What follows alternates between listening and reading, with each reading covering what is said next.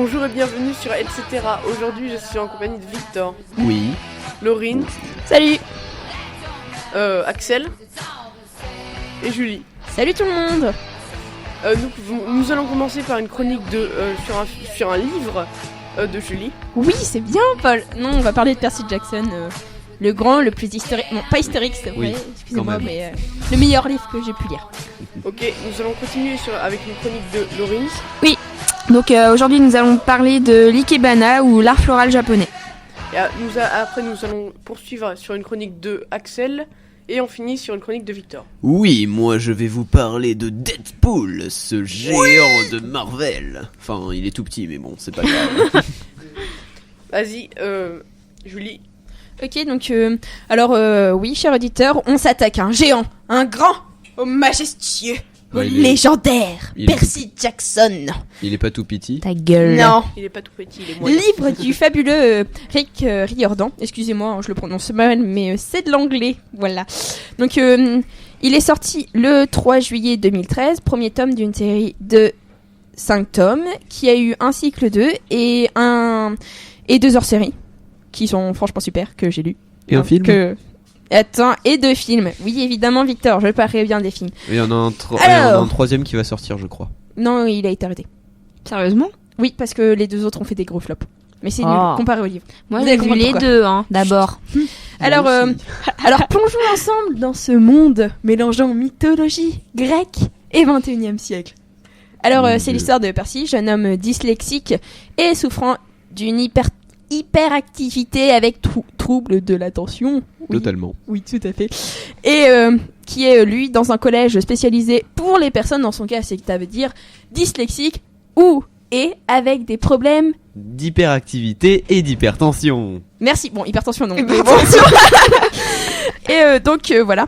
Donc en fait le début du livre se déroule lors d'une sortie scolaire. Et il y a un truc qui se passe, je vais pas vous dire pourquoi, donc comme ça vous allez le pousser. Non, tu te tais. Et donc il est pris à part par sa prof de mathématiques, Madame Dobbs. Voilà, qui se révèle être une parc. Donc, est-ce que vous savez ce que c'est une parc, on va demander ça. C'est pas une parc. Lol. Non, sérieusement, vous savez ce que c'est ou pas? Ouais. Non. Moi, je crois savoir, c'est en fait 3 sœurs et qui coupent les fils, et quand elles coupent le fil, ça tue la personne. Mais non, ça c'est les 3 dames, mais elles s'appellent pas Parks. Si, c'est les parcs. Vous êtes nuls, c'est tout. Non, c'est les parcs. Merci, je suis quand même calée en mythologie grecque. Paul, c'est elles qui tissent qui tissent le lien et qui, au bout d'un moment, quand elles en ont marre de nous, évidemment, coupent le lien. Donc, vous pouvez les remercier, évidemment. Ceux qui croient en la mythologie grecque, évidemment. Donc, ok,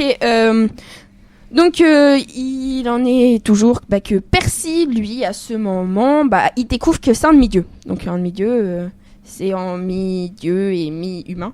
Donc il est le fils de Poséidon, dieu de la mer. On peut pas le rater, c'est ça le meilleur. Respecte quand même. Non, chut. Donc plus tard dans l'histoire, il va justement aller dans un camp de sang mêlé. C'est un synonyme, si vous voulez, de demi-dieu. Pour faire court, c'est la même chose, dans un terme plus poli. Voilà. Donc ensuite, dans ce camp, il va rencontrer certaines personnes, genre Annabeth et Grover, que j'adore. Même si Grover, il le rencontre avant, mais il voit sous son véritable aspect. Oui, puisque Grover, c'est son meilleur ami, à la base. Oui, pour préciser. Enfin, meilleur ami qui lui a caché des choses. Mais voilà. On va pas s'attarder sur c'est un meilleur ami quand même.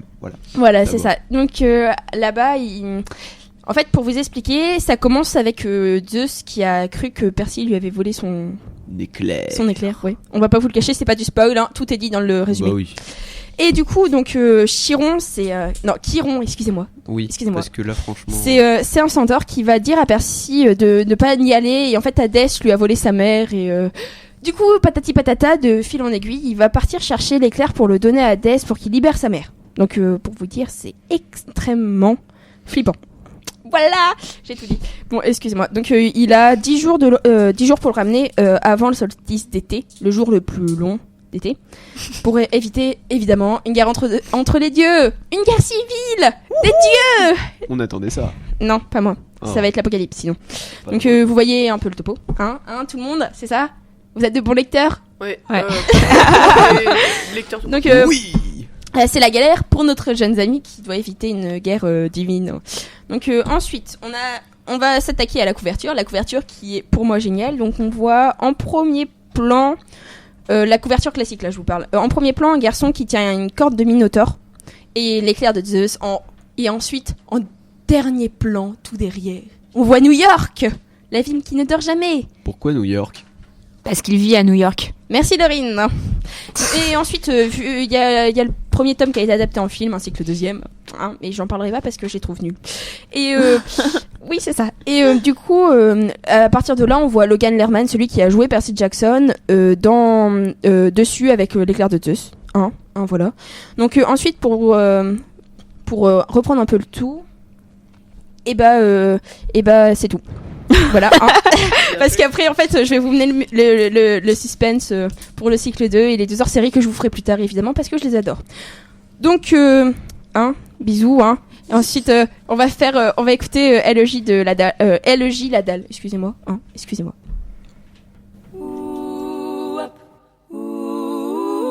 J'ai la dalle ce soir. J'ai la dalle ce soir. Je boufferai n'importe quoi, même du fond de tiroir. Je veux tout ce que t'as, surtout t'as. Pas le temps de m'asseoir. Je m'arrangerai, servez-la moi sur le comptoir. Sans menu ni couvert ni phare ou épicé, j'en parlerai la bouche pleine. Ou trop léger, je ne serai pas à la peine. Un regard, une main et chaque fois le même refrain. Ce souffle chaud, ostinato sur les lèvres. Je la prendrai à point. À point. Je la prendrai à point.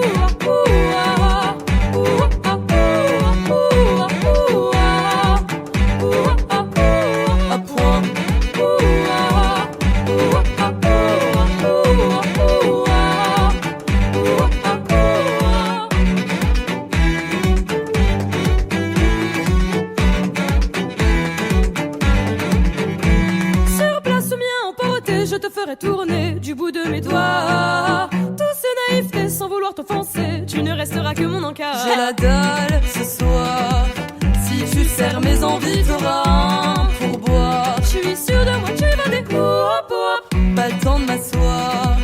Besoin de protéines à n'en plus pouvoir. T'es feuilletée pour mieux te. Ah, la loup cachère du moment qu'elle est tendre. Je peux le payer cher, mais je ne veux pas attendre. Je veux déguster lentement, manger en mastiquant. En mastiquant, je fais le régime du camp. Et la cuisson, c'est comment? Je la prendrai à point. À point. Je la prendrai à point.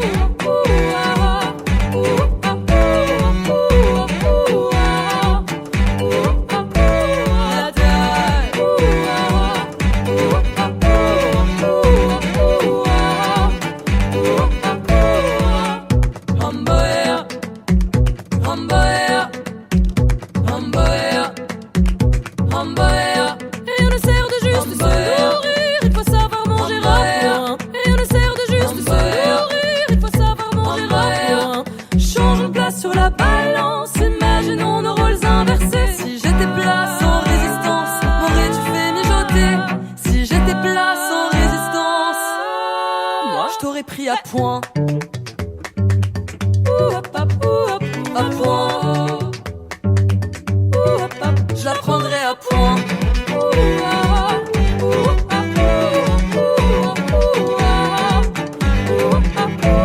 La dalle.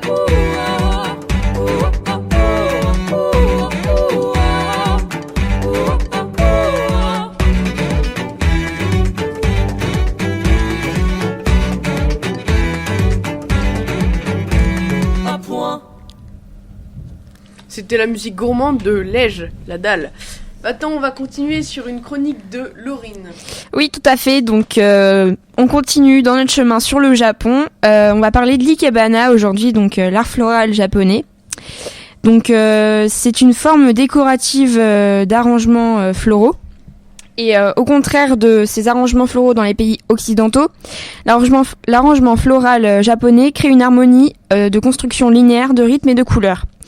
Alors que les occidentaux tentent d'accentuer la quantité et les couleurs des fleurs, portant leur attention essentiellement sur la beauté de la fleur. Les Japonais accentuent l'aspect linéaire et l'arrangement. Ils ont développé un art qui valorise aussi bien le vase, les tiges, les feuilles ou les branches que la fleur elle-même. La structure complète de l'arrangement floral japonais est axée sur 3 points principaux, symbolisant le ciel, la terre et l'humanité, à travers les 3 piliers, asymétrie, espace et profondeur.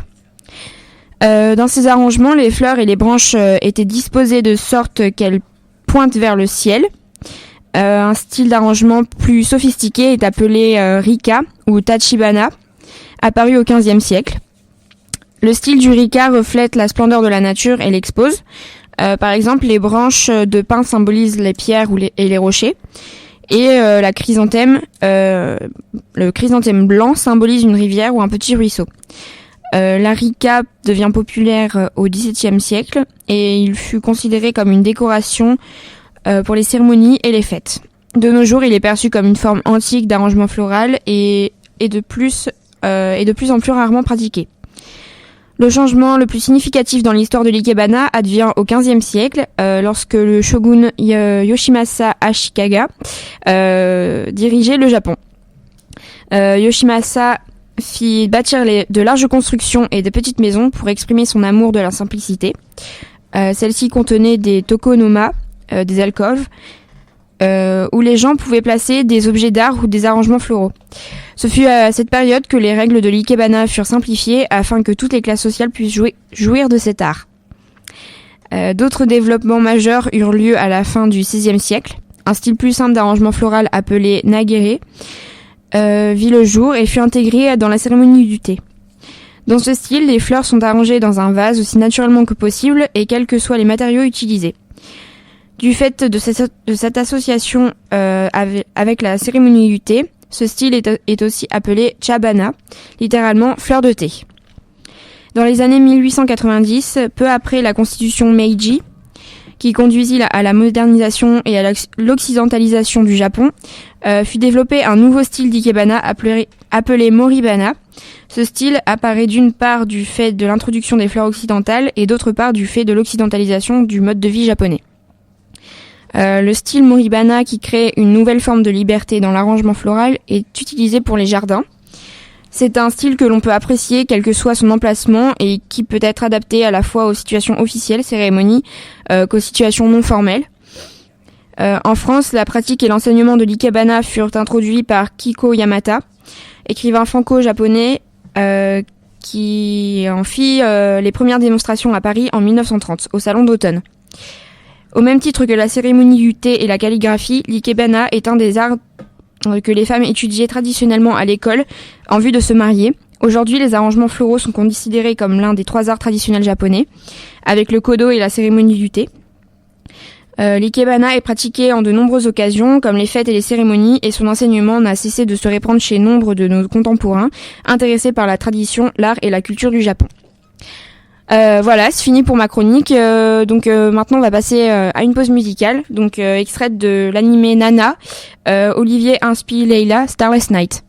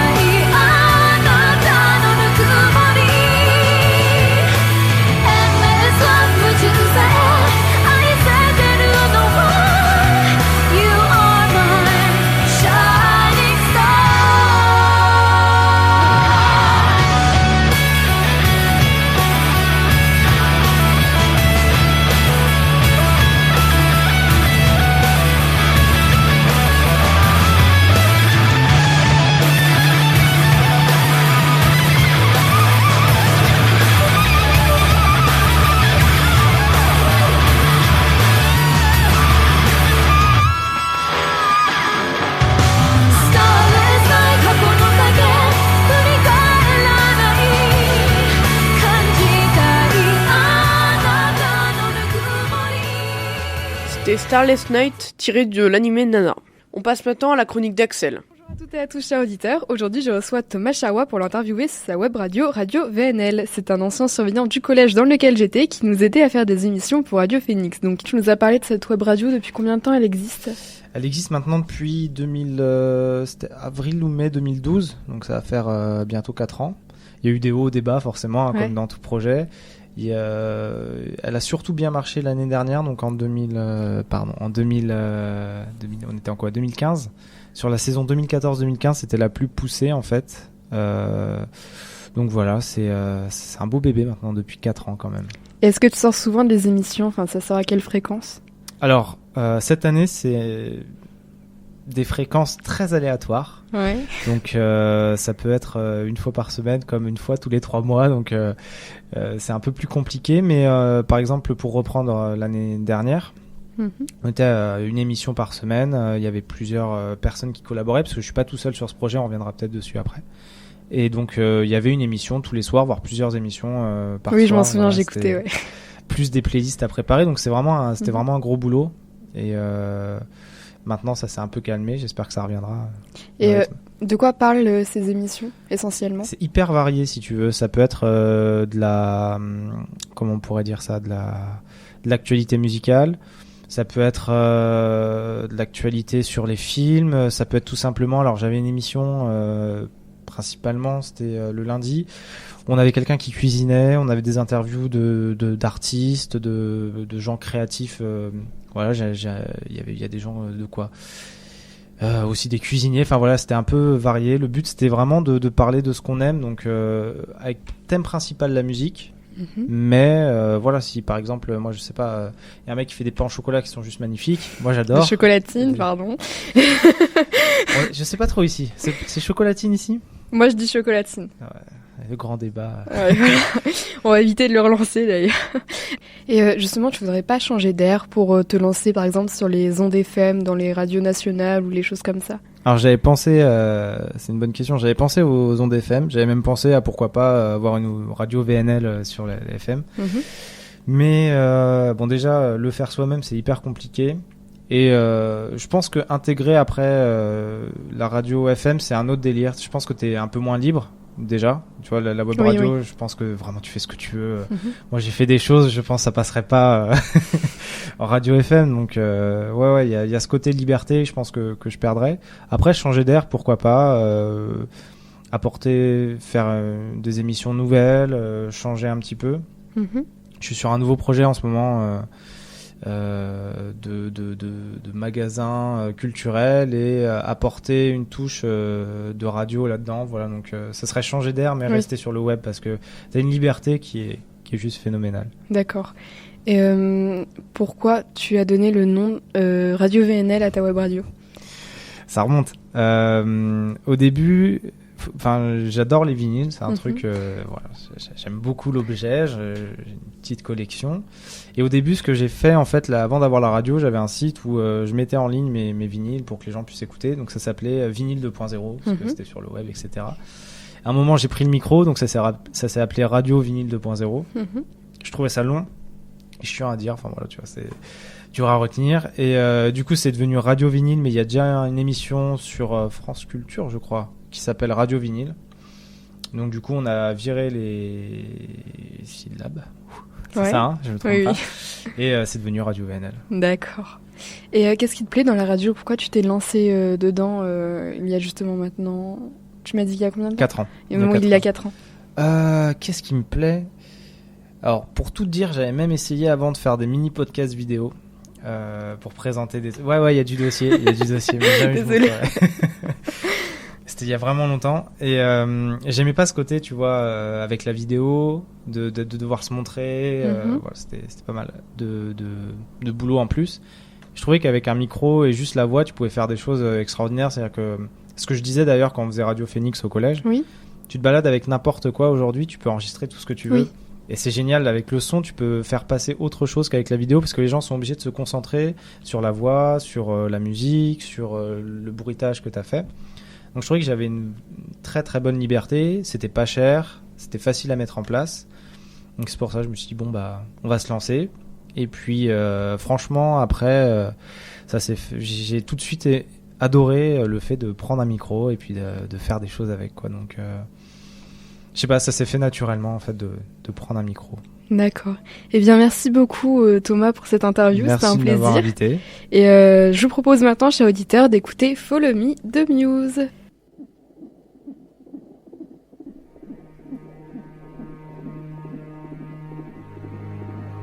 When darkness falls and surrounds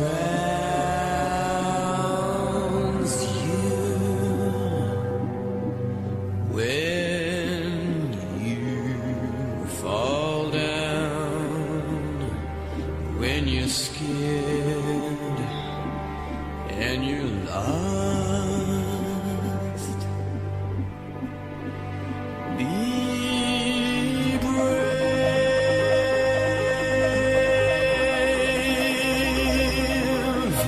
I'm coming to hold you now. When all your strength has gone and you feel wrong, like your life has slipped away, follow me. You can follow me, and I will not desert you now.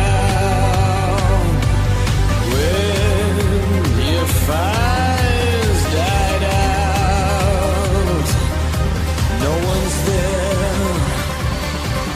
They have left you for dead. Follow me. You can follow me. And I'll keep you safe. Follow me. You can follow me.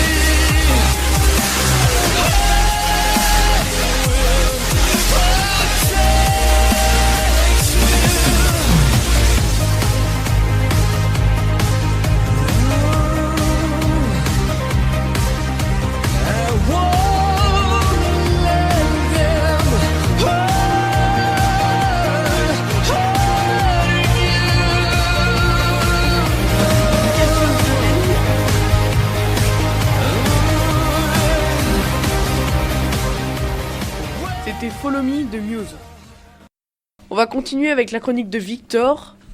Bonjour à tous, effectivement je vais vous parler de Deadpool, un personnage méconnu de Marvel, enfin méconnu, pas beaucoup mais bon. Deadpool, donc connu sous le nom de Wade Wilson, il perd son père à l'âge de 5 ans.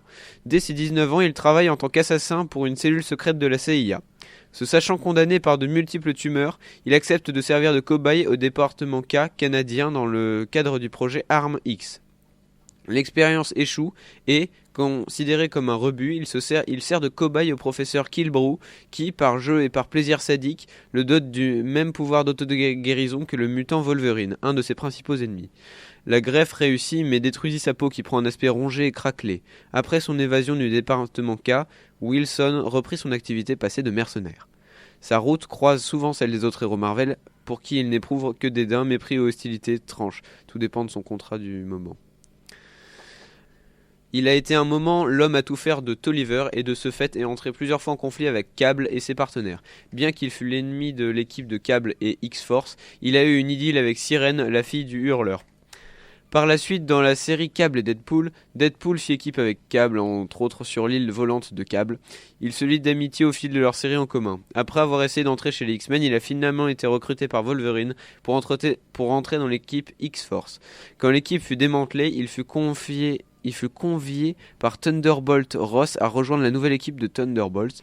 Deadpool est pansexuel et il a flirté avec les héros, comme Spider-Man. Deadpool est un psychopathe mégalomane complètement imprévisible et très arrogant. Il est également capable d'une grande cruauté physique et mentale.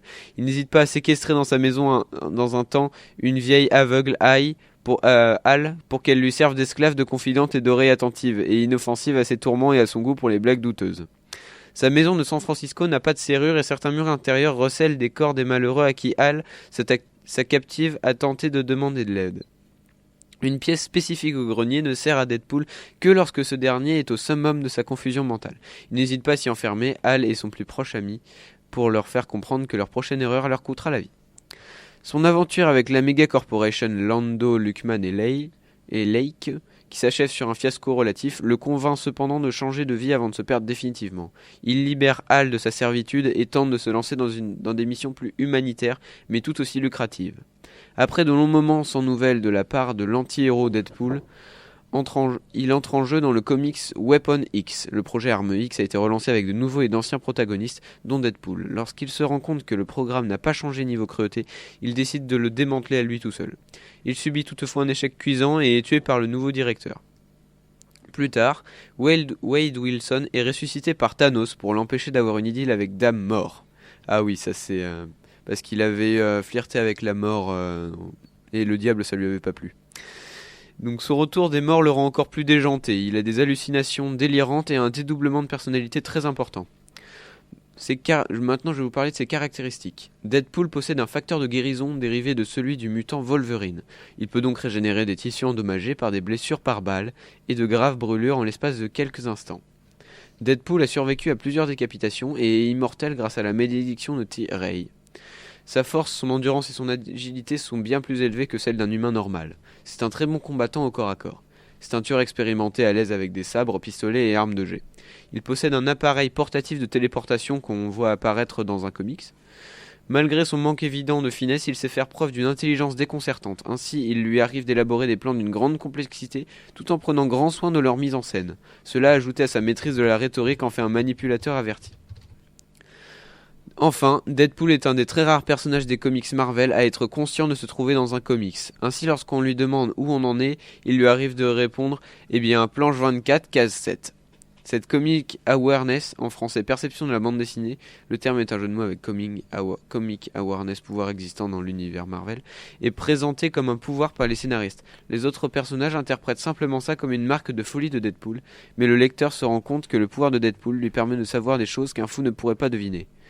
Lors d'une rencontre avec Spider-Man, on découvre par exemple que son pouvoir lui permet d'être au courant d'une intervention de Mephisto dans la vie de Spider-Man, alors qu'aucun personnage de comics n'est censé savoir. Voilà, donc c'est tout pour Deadpool, pour cette fois. Et je vous dis salut et à la semaine prochaine. Etc. C'est fini pour aujourd'hui, mais on se retrouve après les vacances. Donc, au revoir. Au revoir. Au revoir. Salut. On se retrouve après les résultats de bac blanc des terminales de Santex. On saura les résultats de Loïc. Oui. Allez, salut. Et on va les partager qu'ils soient bons ou avec mauvais. la compilation italienne et au revoir.